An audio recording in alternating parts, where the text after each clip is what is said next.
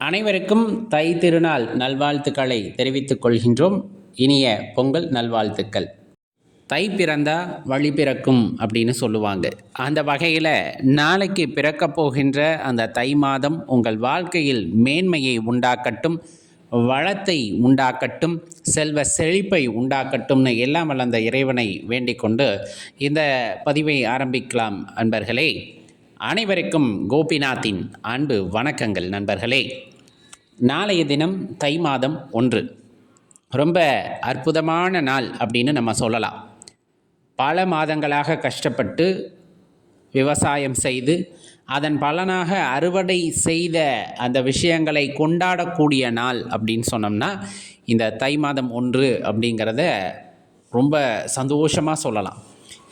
இந்த தை மாதம் 1 அப்படிங்கிறது பார்த்திங்கன்னா இயற்கைக்கு, அதே போல் நம்ம உழவுக்கு உதவி செய்த அனைவருக்கும் நன்றி சொல்லக்கூடிய தருணமாக அமைந்திருக்கும். மாத பிறப்பு அப்படிங்கிறது, அந்த தை மாதம் பிறக்குது அப்படின்னா அதுக்காக பொங்கல் வைப்பவர்களும் உண்டு. பொதுவாக சூரியனுக்கு பொங்கல் வைப்பவர்களும் உண்டு. அதற்கு அடுத்த நாள் அந்த உழவுக்கு உறுதுணையாக இருந்த மாடுகளுக்கு பொங்கல் வைப்பது அப்படிங்கிறது மாட்டுப்பொங்கல். இந்த மாதிரி எல்லா விஷயங்களுக்கும் நமக்கு தெரியும்.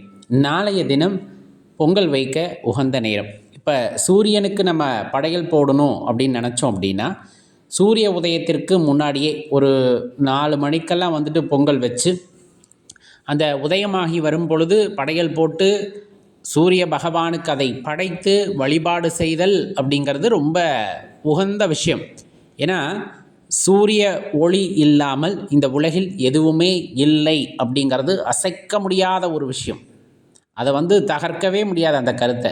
ஏன்னா அந்த ஒளி இல்லை அப்படின்னா இங்கே எதுவுமே இல்லை அப்படிங்கிறது தான் நிதர்சனமான உண்மை.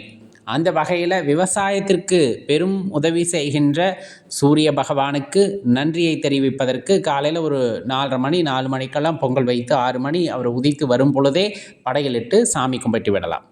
மற்றவர்கள் எப்போ சுவாமி கும்பிடலாம் அப்படின்னு பார்த்தோம்னா காலையில் 9லேருந்து 10:30 அப்படிங்கிறது ஒரு நல்ல நேரம் இருக்குது. 11லேருந்து 12 வரையிலும் இருக்கக்கூடிய நேரமும் நல்ல நேரம் இருக்குது. இப்போ இது எல்லாமே இந்த சூரியன் உச்சிக்கு வர்றதுக்கு முன்னாடி இருக்கக்கூடிய நேரம். இறங்கு பொழுதில் வைப்பதை தவிர்த்துக்க வேண்டும் அப்படின்ட்டு எப்போவுமே சொல்லப்படும். அந்த வகையில் காலையில் இந்த 2 நேரத்தை பயன்படுத்தி அந்த நேரங்களில் நம்ம வழிபாடு செய்யலாம். பொதுவாக பொங்கல் வைத்து வழிபாடு செய்யலாம். அப்படி செய்யும் போது எல்லா நலமும் நமக்கு கிடைக்கும் அப்படிங்கிறத மறந்துட வேண்டாம். என்னெல்லாம் படையல் போடுவோம்? கண்டிப்பாக வாழை இலை அவ்விடத்திலே இருக்கும். பொங்கல் செஞ்சுருவாங்க, சக்கரை பொங்கலாக செய்வாங்க. சில பேர் இன்னுமே பார்த்திங்கன்னா மண்பானை வாங்கிட்டு அடுப்பு கூட்டி அதில் பொங்கல் வைத்து வழிபடுகின்ற வழக்கம் உண்டு. இப்போ நகரங்களில் வசிக்கிறாங்க, அப்பார்ட்மெண்ட்டில் இருக்கிறாங்க. அப்படிங்கும்போது அந்த கேஸ் அடுப்புலேயே வைக்கின்ற பழக்கம் உண்டு. எது தப்பு எது சரிங்கிறதெல்லாம் முக்கியம் இல்லை.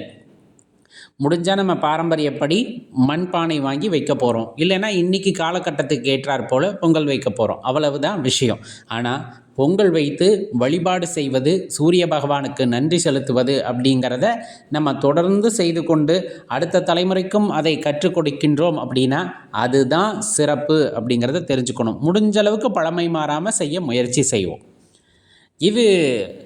இதில் நம்ம கவனிக்க வேண்டிய விஷயம் அப்படின்னு பார்த்தோம்னா முதல் நாள் நாளைக்கு இதை செஞ்சுருவோம். நாளை மறுநாள் மாட்டுப்பொங்கல் ரொம்ப சிறப்பான நாளாக வருது. காரணம் என்னென்னா அன்னைக்கு தான் பிரதோஷமும் வருது. வெள்ளிக்கிழமை அன்னைக்கு பார்த்திங்கன்னா பிரதோஷமும் வருது. நந்தியம்பெருமானுக்கு அபிஷேகங்கள் ஆராதனைகள் எல்லாம் நடைபெறக்கூடிய நாளிலே மாட்டுப்பொங்கலை கொண்டாட இருக்கின்றோம். அப்படி பார்த்தோம் அப்படின்னா அது ரொம்ப அற்புதமான நாள். பெரும்பாலும் காலையில் பொங்கல் வைப்பவர்களும் உண்டு. அந்த சல்லிக்கட்டெல்லாம் கழுத்தில் கட்டி விட்டுருவாங்க. ஆனால் மாலையில் வைக்கிறது இன்னும் சிறப்பு. அந்த 4:30 மணிக்கு மேலே 6 மணிக்குள்ளே பிரதோஷம் நடக்கும் இல்லையா, பூஜை நடக்கும். அந்த நேரத்தில் பொங்கல் வச்சோம் அப்படின்னா இரண்டையும் சேர்ந்தார் போல நந்தியம்பெருமானையும் நம்மால் தரிசிக்க முடியும். அப்படிங்கிற அளவுக்கு அது சிறப்பு வாய்ந்ததாக இருக்கும். பெரும்பாலும் நல்ல நேரம் பார்த்து மாலை நேரத்தில் வச்சு அந்த வழிபாடு அப்படிங்கிறது மாடுகளுக்கு எல்லாம் பொங்கலை ஊட்டி விட்டு, கரும்பை ஊட்டி விட்டு, மாட்டு பொங்கலுக்கான குலவை இட்டு அவ்வளவு அற்புதமாக இருக்கும். கிராமப்புறங்களில் போய் பார்த்தா பெரும்பாலும் கிராமங்களில் வசித்தவர்கள் தானே நாம் நிறைய பார்த்துருப்போம் இல்லையா. இந்த மாட்டு பொங்கல் வைக்கும்போது சின்ன பாத்திரத்துல எல்லாம் வைக்க மாட்டாங்க. அடியனுடைய வீட்டிலே கிராமத்தில் பொங்கல் வைக்கும்போது பார்த்திங்கன்னா 2 பெரிய பானை இருக்கும். மண்பானை வந்துட்டு ரொம்ப பெருசாக இருக்கும்.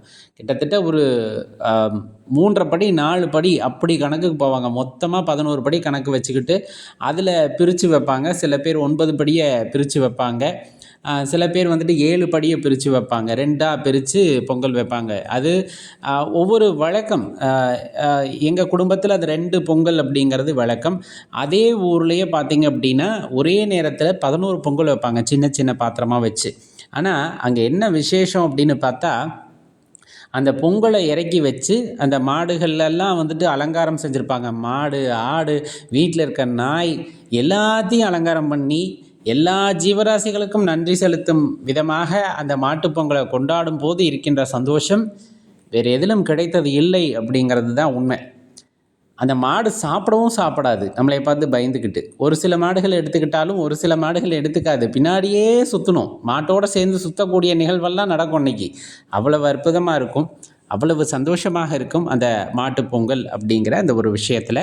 அது வெள்ளிக்கிழமை வருது, பிரதோஷம் நாள், ரொம்ப சிறப்பாக இருக்கும், தவற விடாதீங்க. அடுத்த நாள் வந்துட்டு காணும் பொங்கல். கண்டிப்பாக சொந்த பந்தங்களோடு கூடியிருந்து பொங்கல் செய்து சமைத்து சாப்பிடக்கூடிய அந்த நன்னாள். அது உறவுகள் எவ்வளவு முக்கியம் அப்படின்னு உலகத்திற்கு எடுத்து காட்டுவதாக அந்த காணும் பொங்கல் அப்படிங்கிறது அமைந்திருக்கும் அப்படிங்கிறத மறந்துட வேண்டாம். ரொம்ப அற்புதமான தமிழர் திருநாள் இது, தவற விடாதீங்க. பொங்கல் வைத்து சந்தோஷமாக கொண்டாடுங்க. நன்றி, வணக்கம்.